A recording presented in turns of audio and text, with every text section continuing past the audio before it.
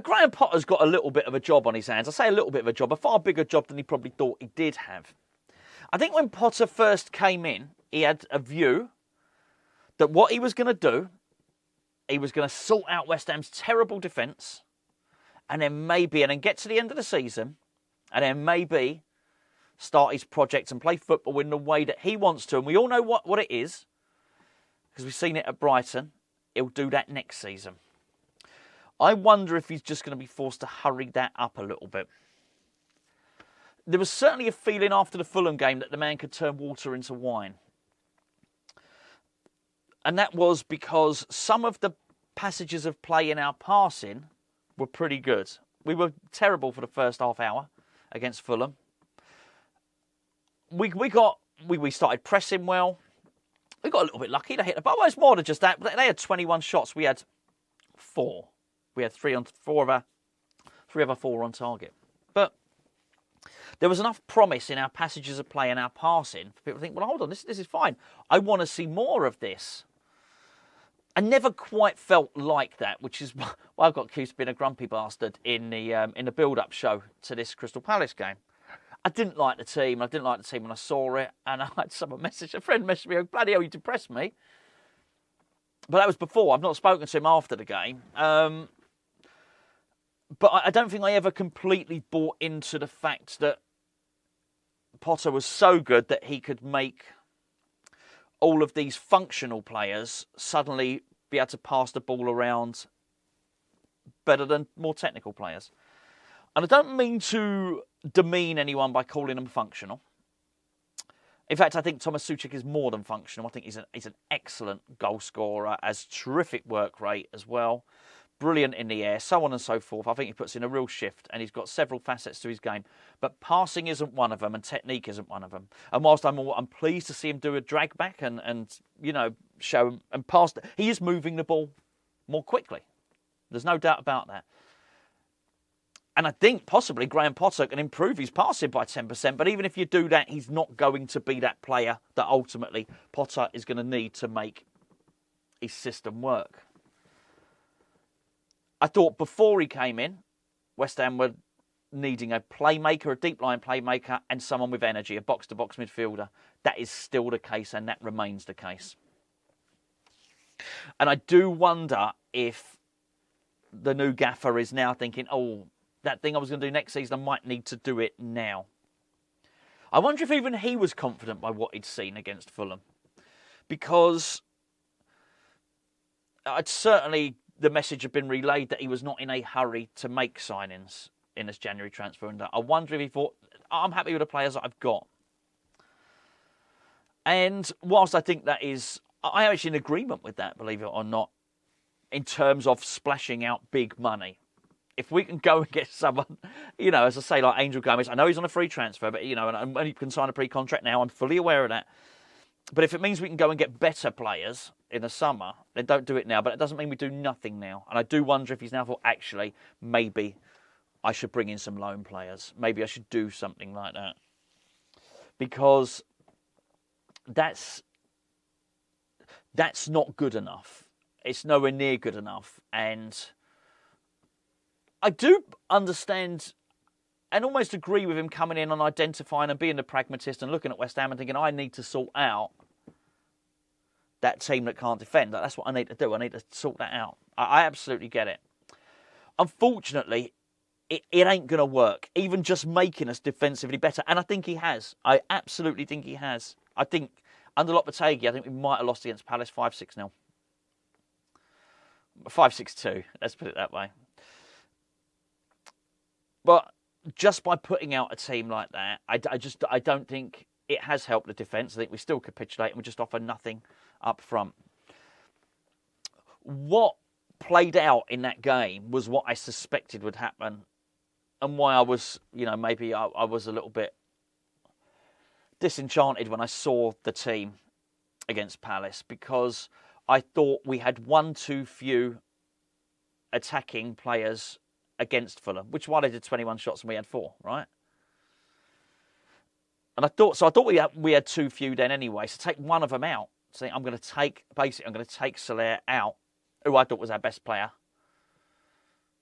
and then I'm going to put in Cresswell and defender. Wow, we already had too few. Now you've got one less. And there's just not the creative ability within the squad to be able to open up a defence. And that was shown. We didn't have a shot on target. And those are home games. So in 2 home games, we've had 3 shots on target. That you cannot do that.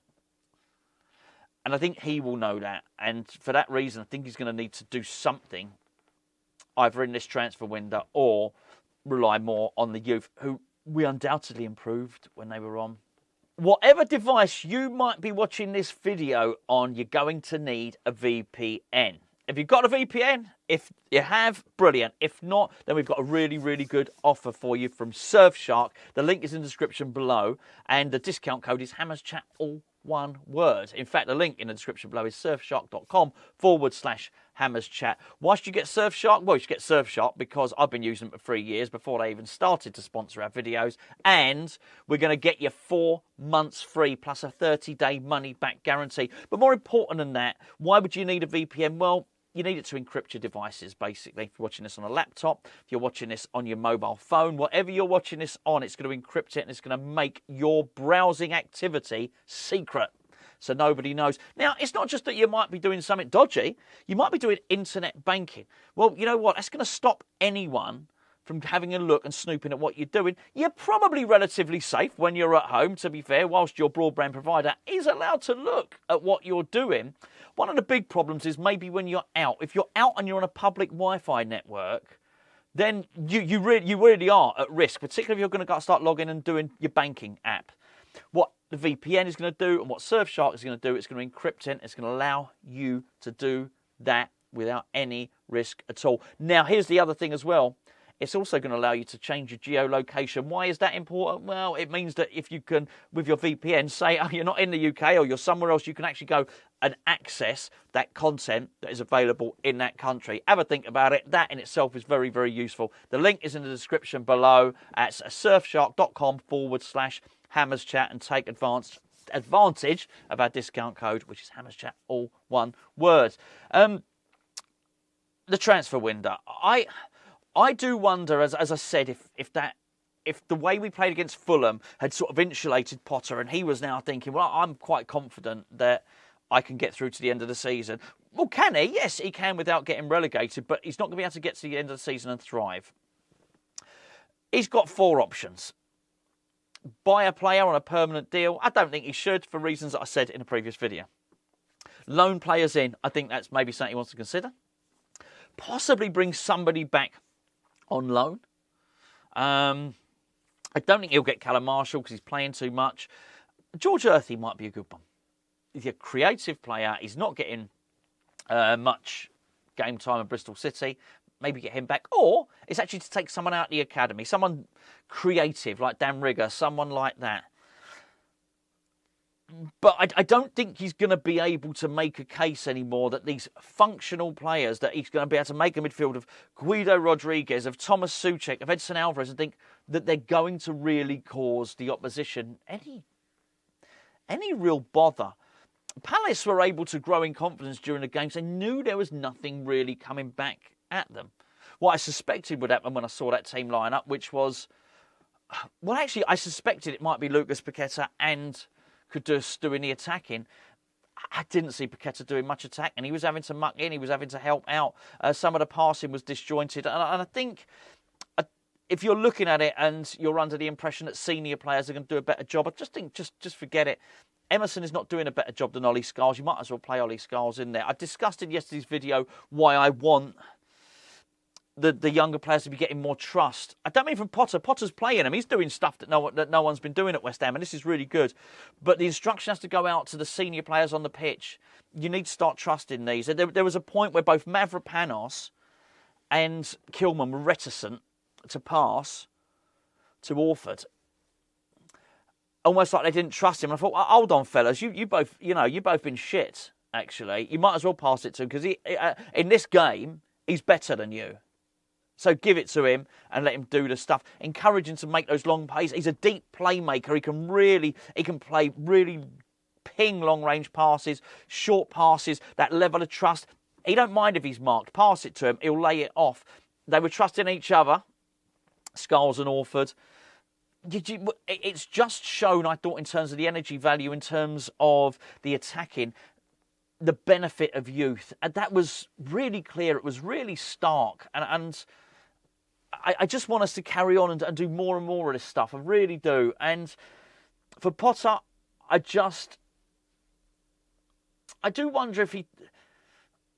It's not that I think he's found out he's got a bigger task than he thought he had. I think he's got less time. Because the team has been in decline, as I said, for the last 12 months. Not all of the signings have been good. Last 12 months, well, 12 months ago, Calvin Phillips. Since then, not all the signings have been good. Some of them have been quite poor. We've had some really good... I mean, Wan-Bissaka, what a bloody player he is, by the way. You know, there's been, some good signings. No doubt about it at all. But there's been some bad ones as well. And you do realise quite how much creativity we're lacking. Now, he's probably thinking, by the time we get Somerville back, by the time we get Bowen back, and I absolutely agree, I don't think you should go out and replace those players.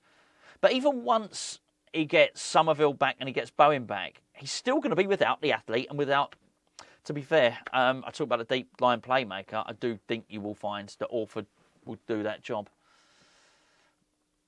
We're lacking mobility, we're lacking energy, and actually worse than that, we're lacking creativity and we're lacking quality. And I do wonder if it's now become a hurry-up job rather than a wait and see. He's going to need to start putting plans in place now. But what I would do is, even if he's only going to bring in a lone player or something like that, I would start getting these older players out of the team and start bringing these young players in. I don't think we're going to go down. Well, we're not. We're not going to go down. There's no way. There's no way we go down. He's already got a job on with the defence. Todibo coming back will be like a new player for him, and that's going to really help.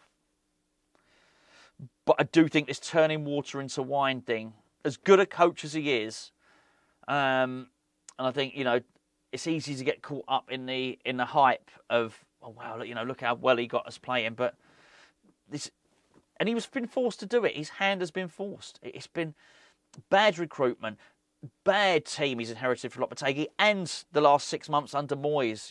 That realistically, you can make the case that the team that won in Prague was Moyes' third West Ham team, and it was always going to start to disintegrate a little bit after that.